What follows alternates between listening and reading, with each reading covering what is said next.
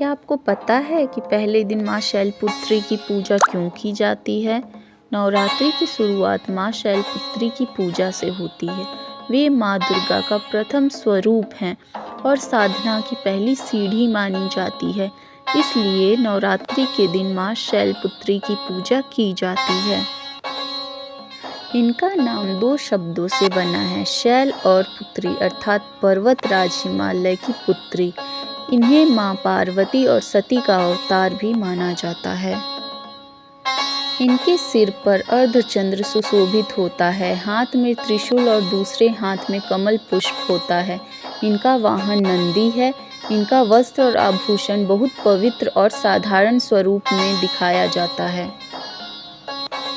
नवरात्रि की पूजा बिना माँ शैलपुत्री की आराधना किए अधूरी मानी जाती है, इसलिए पहला दिन इन्हें समर्पित होता है। माँ शैलपुत्री मूलाधार चक्र की अधिष्ठात्री देवी हैं। आध्यात्मिक साधना और शक्ति जागरण की शुरुआत इन्हीं से होती है।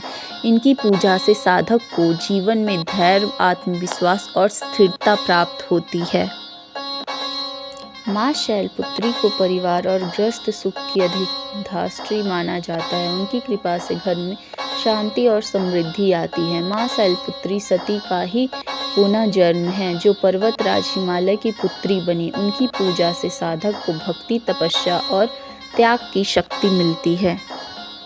इसलिए नवरात्रि का पहला दिन माँ शैलपुत्री की पूजा को समर्पित होता है, जिससे साधक का जीवन शांति, सुख और नई ऊर्जा से भर जाता है।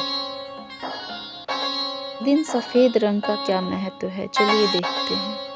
यह शांति और पवित्रता का प्रतीक है। जीवन में नई शुरुआत और सादगी दर्शाता है। परिवार में सुख, समृद्धि और शांति लाता है।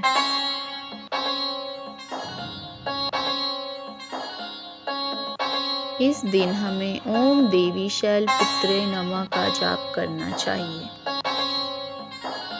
रोजाना इन मंत्रों का जाप करने से माँ शैलपुत्री की कृपा प्राप्त होती है और जीवन में धैर्य, सुख, शांति तथा आध्यात्मिक उन्नति मिलती है।